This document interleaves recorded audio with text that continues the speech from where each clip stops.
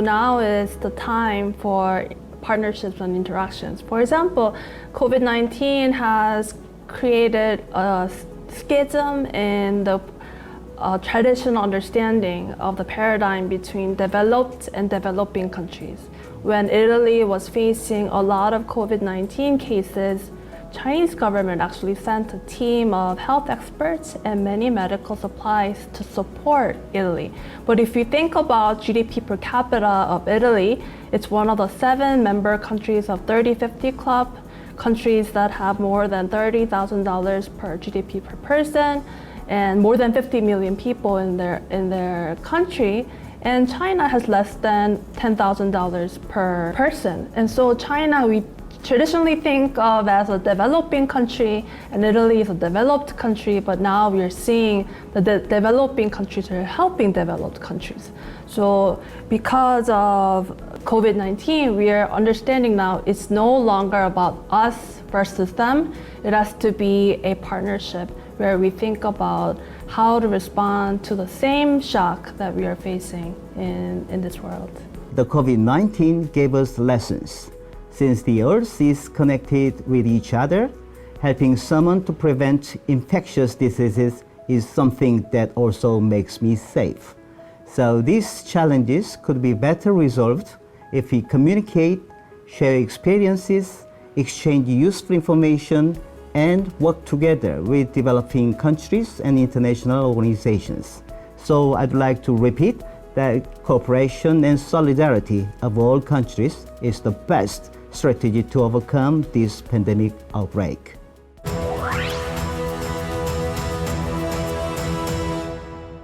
And according to the executive director of the UN World Food Program, they're expecting that more than 50 million people will now newly be people in extreme poverty, meaning that even though we have made so much progress in making sure that people are not in extreme poverty state anymore, COVID-19 has exposed more people to be in that state. And so that would be what we are experiencing nowadays. And so this is why people are worried about schools closing, for example, because many students in developing countries are fed when they go to school. And so they're given out meals at school. But because more than 70% of children are out of school right now, these children are also expected to be malnourished because of COVID-19. In developed countries, they were able to offer education through online education. But we've been told that about 25% of developing countries were able to offer education remotely, but this was mostly due to television and radios and not through the internet. So that kind of situation analysis has highlighted the importance of digital access.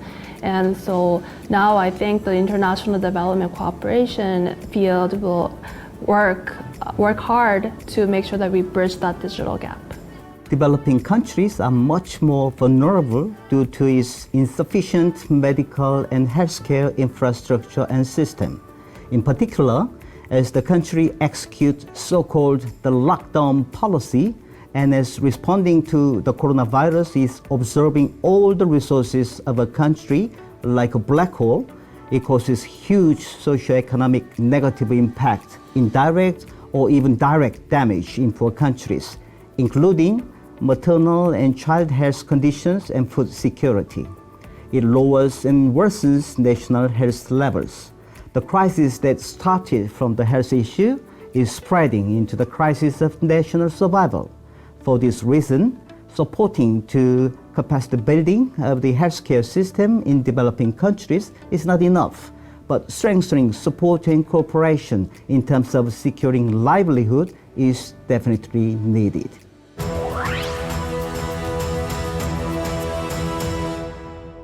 So each country has their own development plan, and there are certain priority areas that they wanted to work on. But because of COVID-19, I'm sure that most countries will now work on SDG number 3, universal health coverage, because we've seen the importance of access to healthcare. But another SDG that wasn't as popular before COVID-19 was SDG number 6, clean water and sanitation. And I think because of COVID-19, now countries will also recognize the importance of hygiene and making sure that people are informed about how to better take care of themselves. And we've been told in many developing countries about 3 billion people lack access to clean water and soap. So these people lack access to the most basic strategy for preventing COVID-19. And we've been hearing from people on the ground that sometimes NGOs and local social enterprises have changed their goods and services so that they can meet this demand for people to have access to clean water and sanitation. So I hope this time will provide an opportunity for both developed and developing countries to think about what is the priority area that they need to focus in terms of SDG 6. And if there were basic services that were not being provided, maybe that's the area that countries now need to think about.